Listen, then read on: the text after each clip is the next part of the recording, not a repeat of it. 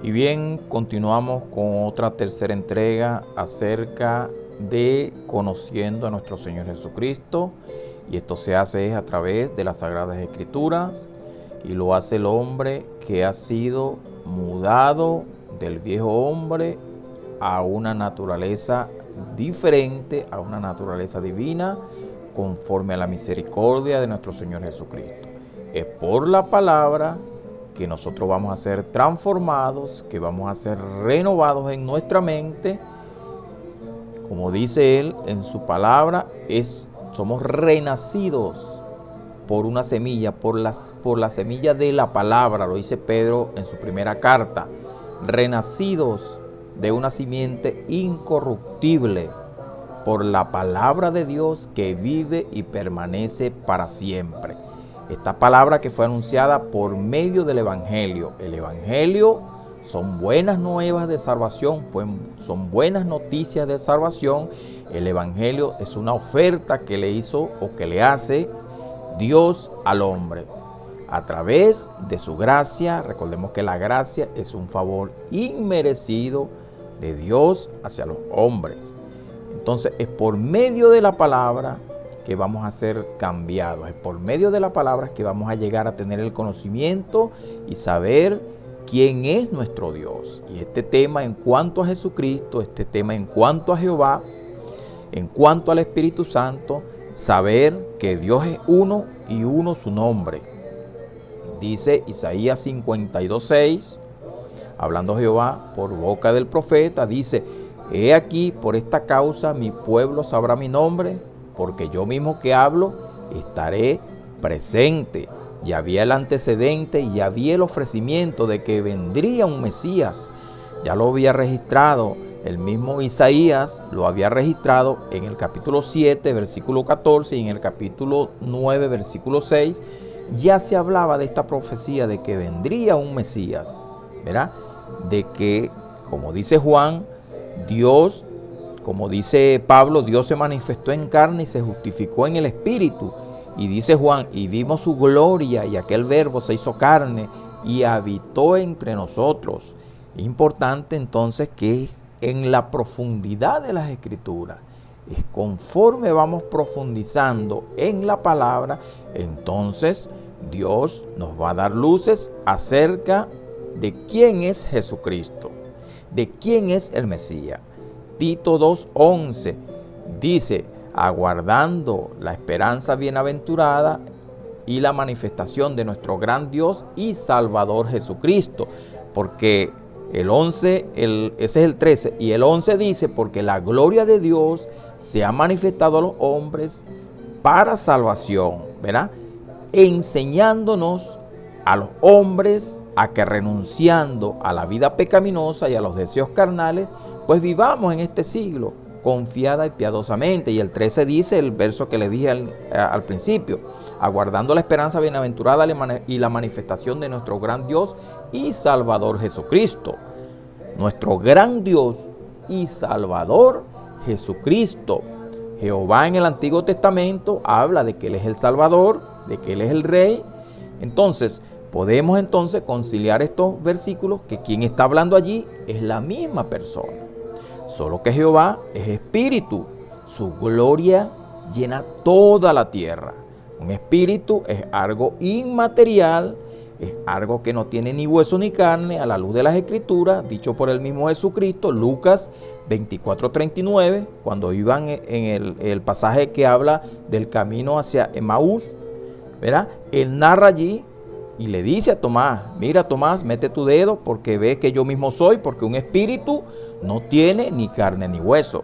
Juan registra en 4:24 de Juan, con la conversación que tuvo nuestro Señor Jesucristo en el pozo de Jacob con la samaritana, entablan una conversación, y ese pasaje es muy conocido por todos nosotros. Entablan una conversación, ¿verdad?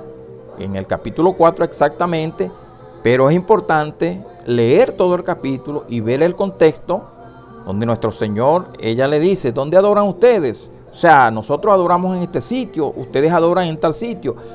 Y le dice nuestro Señor Jesucristo: ustedes adoran lo que no saben, nosotros adoramos lo que sabemos, porque la salvación viene de los judíos. Ojo, no de Roma, viene de los judíos. Dios es espíritu y los que le adoran en espíritu y en verdad es necesario que le adoren. Entonces, Dios es espíritu, ¿verdad? Jesucristo, dos naturalezas. La naturaleza divina de Dios y la naturaleza humana como hijo del hombre. Muchas personas cuestionan y dicen, pero ya va, si Dios es uno, ¿a quién le oraba Jesucristo? Por supuesto al Padre, porque quien oraba allí era el Hijo del Hombre. Y Él se humilló hasta lo sumo. Dice Pablo a los Filipenses, capítulo 2, verso 5 en adelante, dice, haya pues este sentir que hubo en Cristo Jesús, el cual, siendo en forma de Dios, no estimó el ser igual a Dios como cosa a que aferrarse, sino que se despojó de su gloria, se humilló tomando forma de siervo, hecho semejante a los hombres, y ya en esta condición de hombre, se humilló hasta la muerte, hasta la obediencia y hasta muerte de cruz. Recuerde, querido hermano, querido amigo, que es importante conocer la cultura. En aquel tiempo, la cultura era que el que moría crucificado se hacía, era maldito, pues.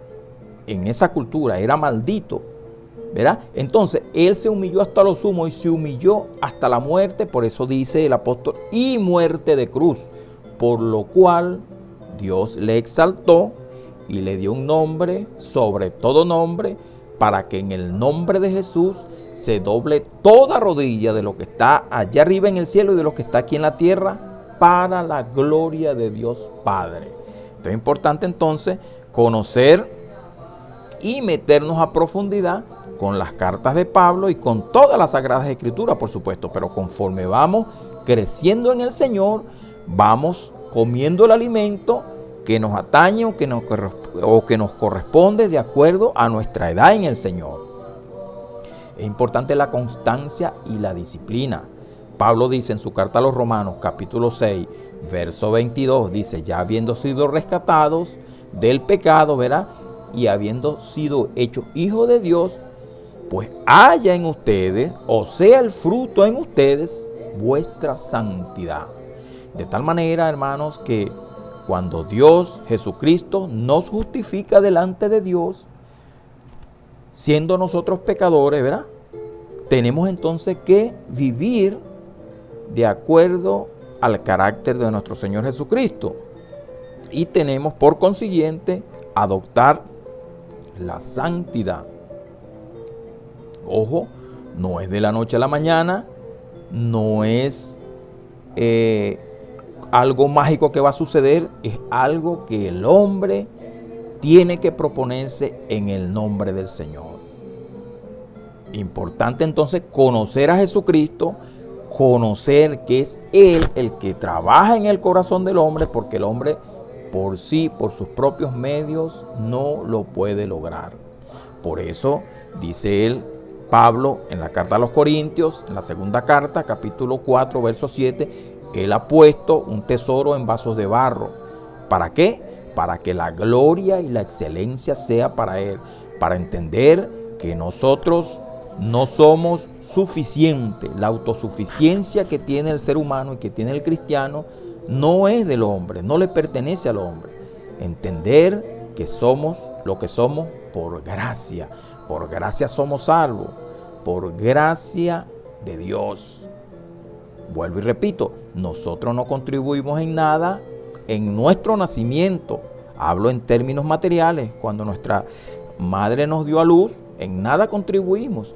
Pues asimismo, cuando venimos a los caminos del Señor, cuando Dios nos toca, Él entró en nuestro corazón. Dice que somos escogidos antes de la fundación del mundo.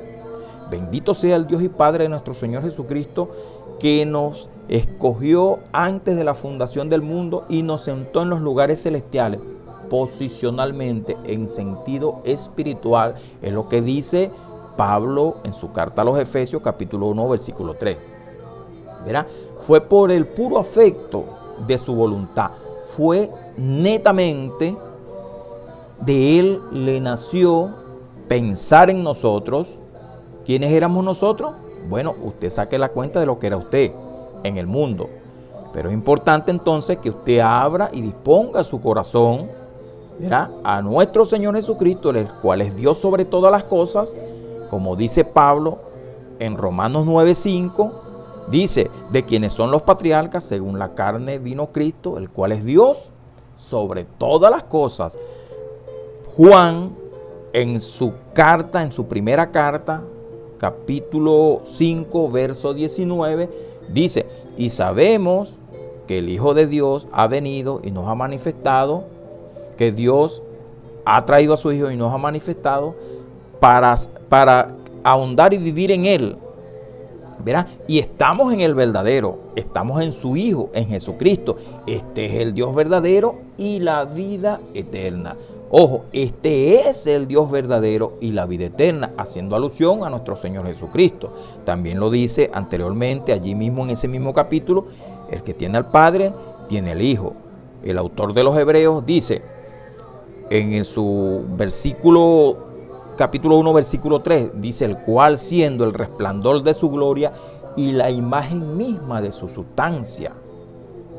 Pablo lo dice a los colosenses, dice que Él es la imagen misma de su sustancia también, la imagen del Dios invisible, el primogénito de toda la creación. Es importante reconocer todas estas cosas porque en Él todas las cosas fueron hechas. Sean principados, sean dominios, sean tronos, sean potestades, todo fue hecho por Él y para Él, y todas las cosas en Él subsisten, dice Pablo a los colosenses, ¿verdad?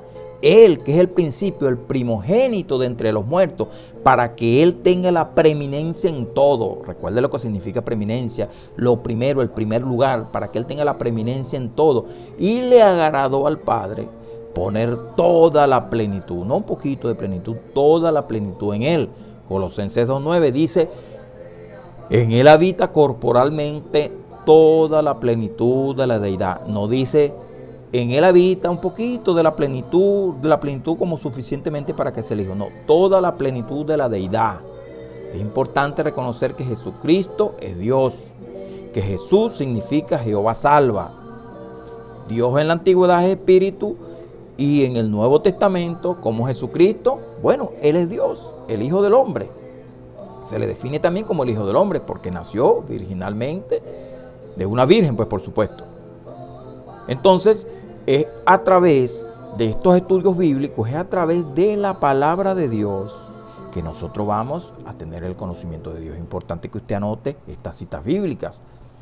Tito 2:11, Filipenses 2, versículo 5, Romanos 9:5, Primera de Juan 5:19, y usted puede armar y ver el contexto. No se quede solamente con el texto bíblico, busque el contexto. Es importantísimo para todo hombre que quiere y desea la verdad, para todo hombre que quiere vivir conforme a los ojos de Dios. Nosotros debemos esmerarnos y ser diligentes en esto, en el conocimiento de Él. Dice Pedro en su segunda carta, capítulo 1, versículo 3 en adelante, porque todas las cosas que pertenecen a la vida y a la piedad nos han sido dadas por su divino poder, mediante el conocimiento de aquel que nos llamó por su gloria y excelencia, ¿verdad? Y dice, para que por estas cosas seamos diligentes, ¿verdad? Siendo diligentes, y nos insta a poner a nuestra fe, agregar y añadir a nuestra fe virtud, a la virtud conocimiento, al conocimiento dominio propio, al dominio propio paciencia, a la paciencia piedad, a la piedad afecto fraternal. Dice, porque si estas cosas están en nuestro corazón y abundan en nosotros, no nos dejarán estar ociosos ni sin fruto. Aquí viene lo mejor, en cuanto al conocimiento de nuestro Señor Jesucristo. Y añade, en el otro versículo que continúa, porque el que no tiene estas cosas, bueno, lamentablemente es ciego, tiene la vista muy corta, habiendo olvidado la purificación de sus antiguos pecados. Eso lo dice Pedro en su segunda carta, capítulo 1, a partir del versículo 3 en adelante. Usted puede leer, usted lea y busque el contexto. Dios te bendiga, Dios te guarde. Nos vemos en otra próxima entrega. Estas entregas y estas enseñanzas se están llevando a cabo presencialmente en la casa de oración que comúnmente llamamos iglesia, aquí mismo en El Tigre, municipio Simón Rodríguez, estado Anzoátegui, Venezuela, sector La Esperanza, entre calle 3 y calle 4 y entre carrera 10 y carrera 11. Allí está nuestro hermano Rafael Aponte, pastor, evangelista y maestro, hombre valeroso y hombre esforzado. Dios te bendiga.